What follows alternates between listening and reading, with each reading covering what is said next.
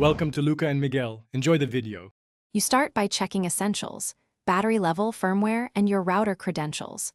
Once done, power on the Live Beam 3 and wait for the LED to blink blue. This indicates pairing mode. Open the companion app and choose Add Device. Make sure your phone is on the same 4 GHz network. Enter SSID and password when prompted, then grant Bluetooth and location permissions so the app can detect the device. This gets you past the initial handshake and moves into on-device configuration. Once connected, you configure network and device settings. First, make sure the app confirms a stable 4 GHz link. If not, toggle Wi-Fi on your phone and retry. Next, give the Live Beam 3 a descriptive name and set the time zone so recordings timestamp correctly. Enable auto updates to keep firmware current and adjust resolution and motion sensitivity to match your environment. Make sure to position and tighten the mount. Physical stability reduces false triggers and improves video quality. You finish by validating everything.